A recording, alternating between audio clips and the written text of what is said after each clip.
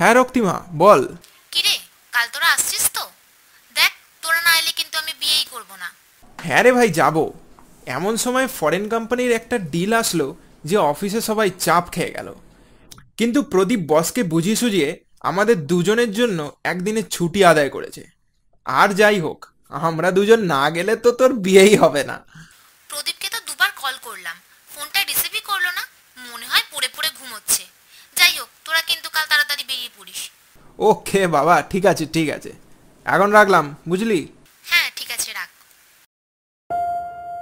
জয়, রক্তিমা আর প্রদীপ একই অফিসে দীর্ঘ 4 বছর ধরে চাকরি করছে।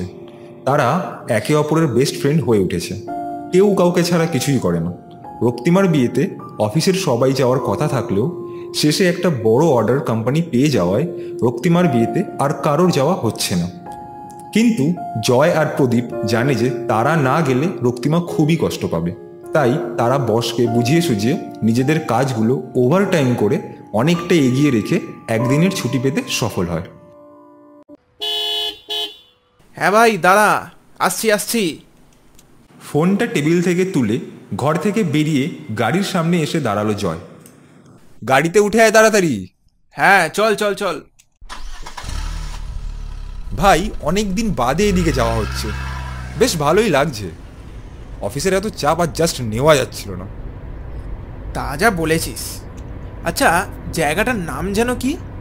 জায়গাটার নাম তো ফকিরপুর গ্রাম।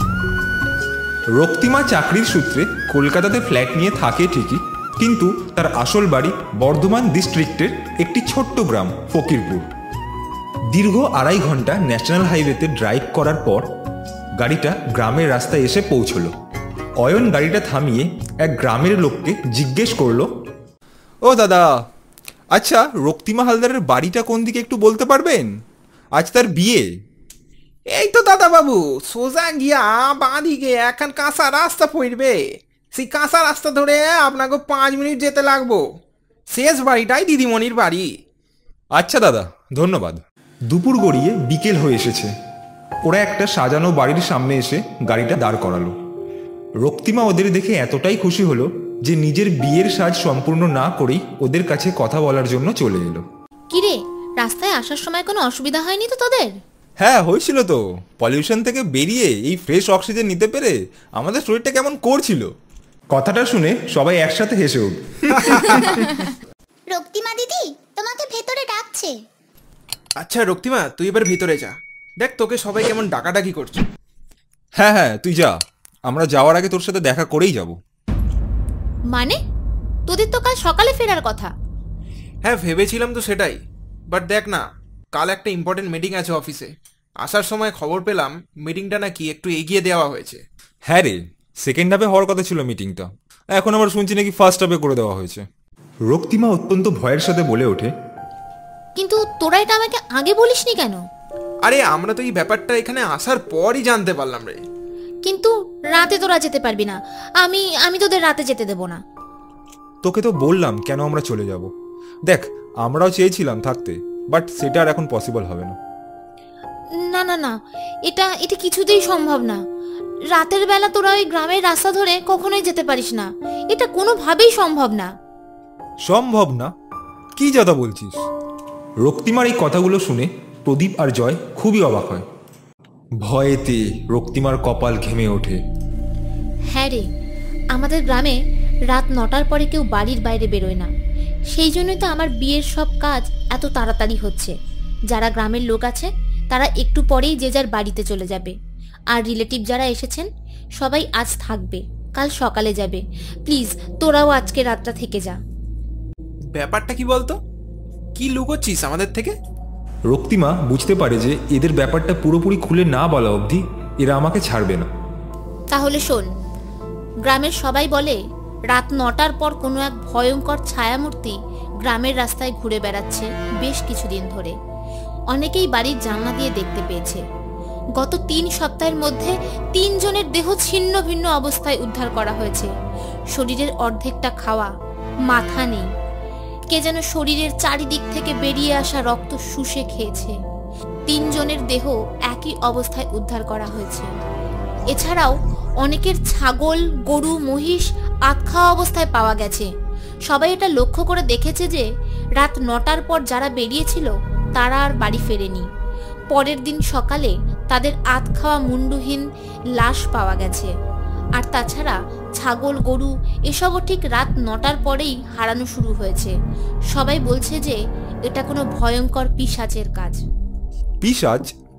তুই বলছিস এই কথাটা? এই মডার্ন সোসাইটিতে থেকে এসব ভাবিস কি করে? তুই তো এরকম ছিলিস না। রক্তিমার মুখটা আরো গম্ভীর হয়ে ওঠে। হ্যাঁ, ভাবছি। তার কারণ আমাদের জানার বাইরেও অনেক কিছু থাকে যার সম্পর্কে আমাদের বিন্দুমাত্র ধারণা নেই। আমি যদি সেদিন আমাদের পঞ্চায়েত প্রধান রহিম চাচার লাশ নিজের চোখে না দেখতাম তাহলে হয়তো কথাগুলো এত জোর দিয়ে বলতে পারতাম না। উফ, সে কি বিভৎস দৃশ্য! জয় খুবই স্বাভাবিকভাবে বলে ওঠে, দেখ, তোদের গ্রামে কেউ খুন করে বেড়াচ্ছে আর তোরা সেটাকে পিশাচের নাম দিয়েছিস। এটা কিন্তু বোকামো। হ্যাঁ, তুই তো জানিস যে আমরা এসব কুসংস্কার মানি না। ভূত প্রেত বলে কিছুই হয় না, সবই মনের ভুল। কিন্তু আর কোনো কিন্তু নয়। তোর এখন এসব নিয়ে ভাবার সময় নয়, তুই নিশ্চিন্তে যা। রক্তিমা কিছু একটা বলতে যাচ্ছিল, কিন্তু প্রদীপ ওকে থামিয়ে দেয়। তারপর রক্তিমা সেই চিন্তা নিয়েই এক পা দুপা করে ভেতরের ঘরের দিকে চলে যায়। এদিকে খাবার টেবিলে বসে জয় হো হো করে হেসে ওঠে আর বলে, একটা পিশাচ নাকি মানুষের শরীর ছিন্ন ভিন্ন করে রক্ত খেয়ে যাচ্ছে। আজকের দিনে দাঁড়িয়ে এসব কি বিশ্বাসযোগ্য ভাই? ছাড়, এই আলোচনা বন্ধ থাক। যার বিশ্বাস তার কাছে। দেখ, আমরা যেমন ব্যাপারটা মানছি না, তেমন ওদের বিশ্বাসটা নিয়ে হাসাহাসি করাটাও ভালো দেখাবে না। তার চেয়ে বরং ছেড়ে দে, ভুলে যা। জয় ওপরের দিকে তাকিয়ে কিছু একটা ভেবে তারপর বলে, আচ্ছা, রক্তিমা তো বলছিল রাত 9টার পর যে বেরোয় পিশাচ নাকি তাকেই মেরে ফেলে, তার শরীর টুকরো টুকরো করে সব রক্ত খেয়ে ফেলে। হ্যাঁ, এটাই তো শুনলাম। ভাই, আমরা তো আজ বেরোচ্ছি। আমরা যদি অক্ষত অবস্থায় বাড়ি পৌঁছে যাই তাহলে তো সেটা একটা প্রমাণ হয়ে যাবে যে এই গ্রামে পিশাচ বা ভূত কিছুই নেই, সবই ক্রিমিনালদের কাণ্ড কারখানা। হ্যাঁ, সেটা কিন্তু ঠিকই।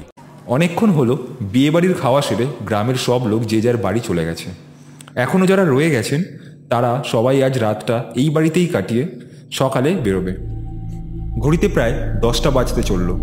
প্রদীপ আর জয় চেয়ার থেকে উঠে রক্তিমার কাছে গেল। রক্তিমা তখন বিয়ের পিঁড়িতে বসে। প্রদীপ আর জয় সামনে যেতেই রক্তিমা ওদের দেখতে পেল।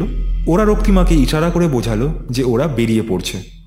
রক্তিমা এক রাশ ভয় নিয়ে একবার মাথা নেড়ে ওদের যেতে বারণ করলো, কিন্তু সেটা পুরোপুরি উপেক্ষা করে ওরা হেসে আবার ইশারা করলো যে ওরা চলে যাচ্ছে, ফোনে কথা হবে কাল। এরপর সবাই যখন বিয়ে নিয়ে ব্যস্ত, তখন প্রদীপ আর জয় তাদের গাড়িটা নিয়ে বেরিয়ে পড়লো কলকাতার উদ্দেশ্যে। অন্ধকার রাস্তা দিয়ে গাড়িটা দ্রুত গতিতে চলতে থাকে। দুপাশে শুধু ছোট বড় গাছ মাথা তুলে দাঁড়িয়ে আছে। ঝিঝি পোকা ডাকছে এক নাগাড়ে। এখন বাজে 10টা 25। তার মানে আমরা 12:30 থেকে 1টার মধ্যে বাড়ি পৌঁছে যাব, কি বল? হ্যাঁ, ওরকমই বাজবে। সব ঠিকই ছিল, কিন্তু কিছুক্ষণ পর হঠাৎ প্রদীপের মনে হয় যে কেউ যেন ওদের অনুসরণ করে রাস্তার ধারে গাছের আড়াল দিয়ে ঠিক ওদের পাশাপাশি যাচ্ছে।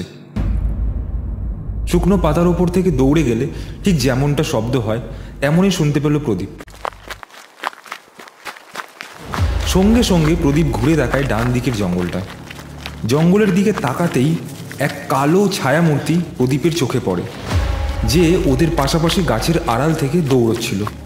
প্রদীপ তাকানো মাত্রই ছায়ামূর্তিটা নিমেষে উধাও হয়ে যায়। জয়, জয়, আমি ওই জঙ্গলে কাউকে দেখলাম, আমাদের গাড়ি ফলো করে দৌড়চ্ছিল। জয় একবার গাড়ির স্পিডটা দেখে নেয়, তারপর বলে ওঠে, তোর কি মাথা খারাপ হলো নাকি? গাড়ির স্পিড দেখ, 120-তে চলছে গাড়ি। কোনো মানুষের পক্ষে সম্ভব এত জোরে দৌড়ানো?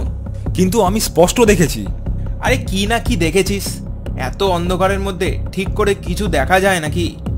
প্রদীপ আর কথা বাড়ালো না, চুপ করে গেল। ওর মনে এখন অন্য কথা চলছে। রক্তিমা তবে কি ঠিকই বলেছিল? এই গ্রামে কি তবে সত্যিই কোনো অশরীরী নজর পড়েছে? এরপর আরও 5 মিনিট কেটে গেল। প্রদীপ গাড়ি চালানোর পাশাপাশি রাস্তার দুপাশটা অতি সন্তর্পণে একবার করে চোখ বুলিয়ে নিচ্ছিল। ঠিক এমন সময় জয়ের কানে সেই একই রকম দৌড়ানোর আওয়াজ এলো। আওয়াজটা আসছে বাঁ দিকের জঙ্গল থেকে, মানে জয় যেদিকে বসে আছে। জয় সাথে সাথে ঘুরে জঙ্গলটার দিকে তাকালো, আর তাকানো মাত্রই জয়ের শিরদাঁড়া বেয়ে একটা ঠান্ডা স্রোত বয়ে গেল। একটা কালো ছায়ামূর্তি, চোখ দুটো ভাটার আগুনের মতো জ্বলছে। গাড়ির দিকে দৃষ্টি স্থির রেখেই সেই বিকট মূর্তি দৌড়ে চলেছে জঙ্গল দিয়ে। জয় দেখা মাত্রই সেই বিকট কালো ছায়ামূর্তি আবার গাছের আড়ালে উধাও হয়ে গেল। কিন্তু জয়ের যতটা দেখার সে দেখে নিয়েছিল। ওটা কি ছিল? আওয়াজটা প্রদীপও শুনতে পেয়েছিল, কিন্তু প্রদীপ ঘুরে কিছুই দেখতে পায়নি। তার কারণ সেই ছায়ামূর্তি তার আগেই জঙ্গলের অন্ধকারের সাথে মিশে যায়। কি দেখলি তুই? ভয়ে ভয়ে জিজ্ঞেস করলো প্রদীপ। একটা লম্বা কুচকুচে কালো ছায়ামূর্তি, অস্বাভাবিক তার দেহাকৃতি। অন্ধকারে ঠিক বুঝে ওঠা গেল না, তবে চোখ দুটো স্পষ্ট দেখেছি আমি। আগুনের দুটো ডেলা যেন চোখের কঠোরে বসিয়ে দেওয়া হয়েছে। উফ, কি ভয়ঙ্কর দৃশ্য! বলতে বলতে জয়ের সারা শরীর শিউরে উঠল। রক্তিমার কথা না শুনে আমরা একটা বড় ভুল করে ফেলেছি। এবার আমরা কি করব? কিভাবে এই পিশাচের হাত থেকে বেরোবো? আমরা বাঁচবো কিনা তাও তো জানি না। একটা উপায় আছে। কোনোভাবে যদি এই গ্রামটা আমরা ক্রস করে মেইন রোডে পৌঁছে যেতে পারি, তাহলে হয়তো আমরা বেঁচে যাব। জয় সাথে সাথে বলে উঠল।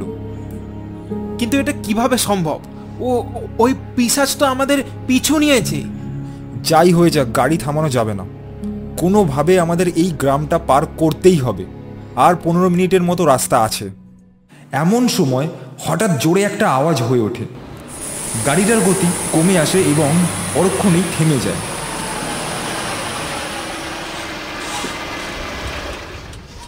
এবার কি করব? গাড়ির টায়ার তো পাংচার হয়ে গেল।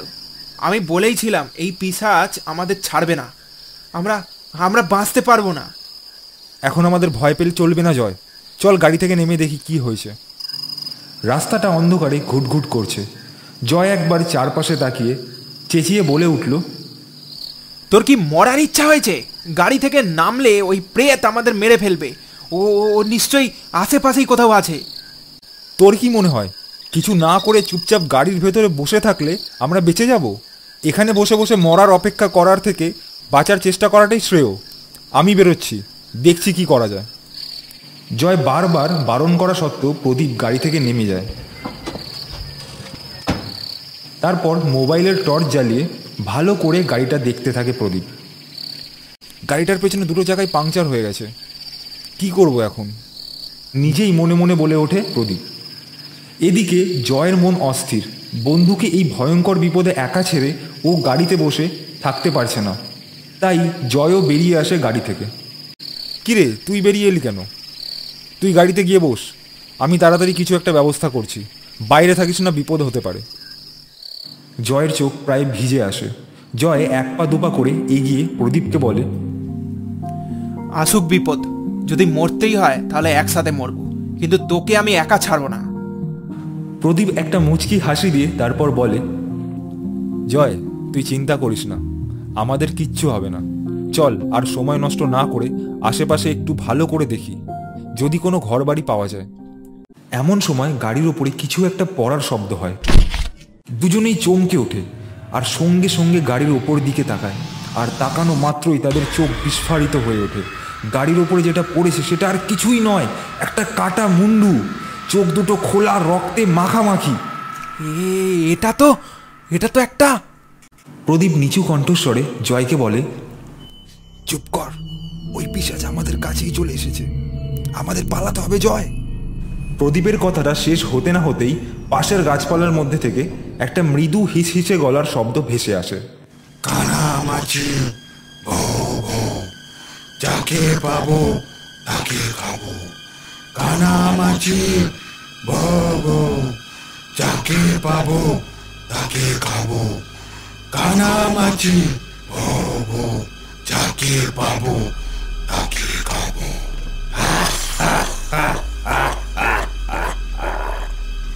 গাছের পেছন থেকে সেই প্রেত আস্তে আস্তে বেরিয়ে আসে।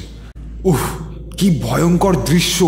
সারা শরীর কালো কুচকুচে, মুখটা অস্বাভাবিক লম্বা, জিভটা সাপের মতো লিকলিকে, জিভ থেকে লাল রঙের কোনো তরল গড়িয়ে পড়ছে, আর চোখ দুটো আগুনের ভাটার মতো জ্বলছে।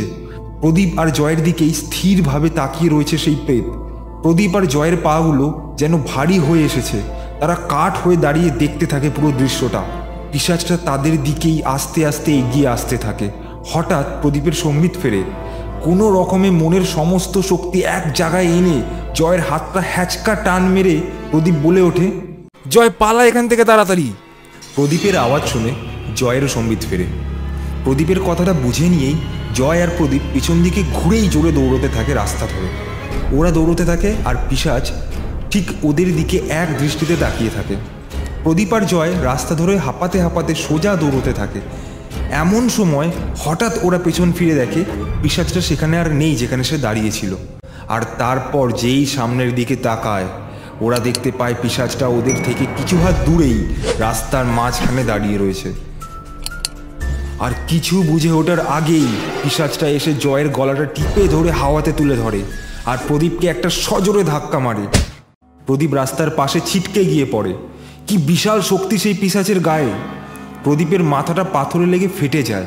প্রদীপ আহত অবস্থায় কোনো রকমে উঠে দাঁড়িয়ে সেই ভয়াবহ দৃশ্য দেখে।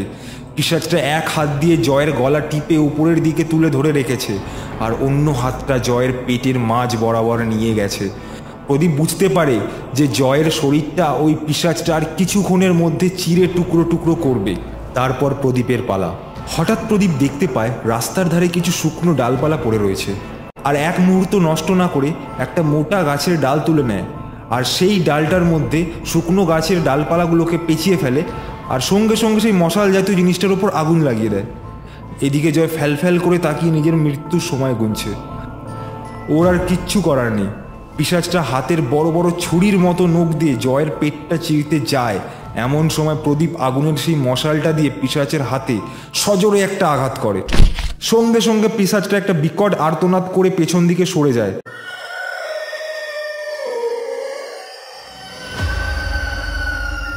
আর জয়কে ছেড়ে দেয়। জয় হুমড়ি খেয়ে রাস্তার উপরে পড়ে। জয় কোনো রকমে উঠে দাঁড়ায় আর দেখতে পায় প্রদীপ পিশাচটার সামনে একটা আগুনের মশাল নিয়ে এগিয়ে যাচ্ছে। প্রদীপ জয়কে উঠতে দেখে চেঁচিয়ে বলে ওঠে, জয় ওইদিকে জঙ্গলটার ভেতর দিয়ে চল পালাই। আমি ওইদিকে আলো দেখতে পেয়েছি। যতক্ষণ আমার হাতে এই আগুন আছে ওই পিশাচ আমাদের কাছে আসতে পারবে না, চল তাড়াতাড়ি। জয় আর প্রদীপ সেই জঙ্গলের ভেতরে ঢুকে পড়ে। পিশাচটাও ভয়ঙ্কর একটা গর্জন করে জঙ্গলে ঢুকে পড়ে। প্রদীপের হাতের মশালে আগুনের তেজ কমে আসে। সেই সময় ওরা সামনের দিকে তাকিয়ে দেখতে পায় জঙ্গলের মাঝ বরাবর একটা টিমটিমে আগুনের শিখা। ওরা দম বন্ধ করে ছুটতে থাকে। পিছন থেকে সেই পিশাচের হাসির আওয়াজ ভেসে আসে।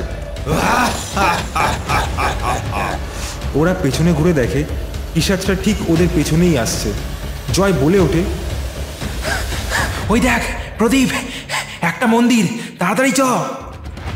মন্দিরের সামনে গিয়ে জয়ের পায়ে কিছু একটা পেঁচিয়ে যায় আর তার ফলে মাটিতে জয় পড়ে যায়। আর এদিকে প্রদীপের হাতের মশালটাও সেই সময় নিভে যায় আর পিশাচটা সঙ্গে সঙ্গে জয়ের উপর লাফিয়ে পড়ে। প্রদীপ আর কিছু না ভেবে হাতের মশালটা ফেলে মন্দিরের ভেতরে ঢুকে পড়ে। মন্দিরে ঢুকে প্রদীপের চোখ যজ্ঞের ছাইয়ের দিকে পড়ে। সঙ্গে সঙ্গে ও এক মুঠো ছাই ওখান থেকে তুলে ওই পিশাচটির দিকে ছুঁড়ে দেয়। পিশাচটা ছিটকে গিয়ে কিছু দূর পড়ে যায়। জয় কোনো রকমে মন্দিরের ভেতরে ঢুকে পড়ে আর মা কালীর হাতের খড়গটা নিয়ে পিশাচটার দিকে ছুঁড়ে দেয়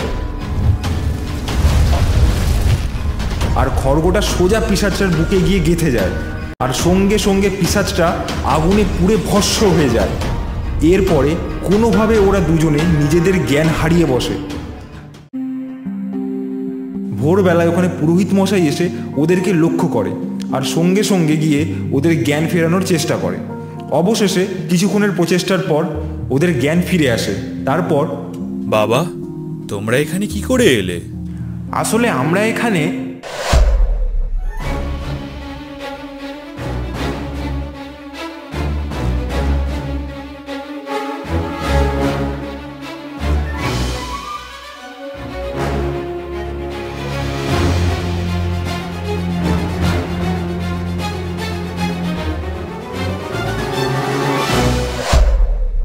বাবা তোমরা শুধু নিজেদের প্রাণ বাঁচাওনি, এর সাথে গোটা গ্রামবাসীদের ওই পিশাচের হাত থেকে মুক্তি পাইয়েছ।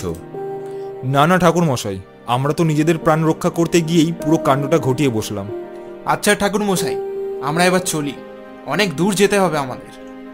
আচ্ছা বাবা, সাবধানে যেও তোমরা। এরপর পুরোহিত মশাইকে বিদায় জানিয়ে ওরা নিজেদের গন্তব্যের দিকে রওনা দিল।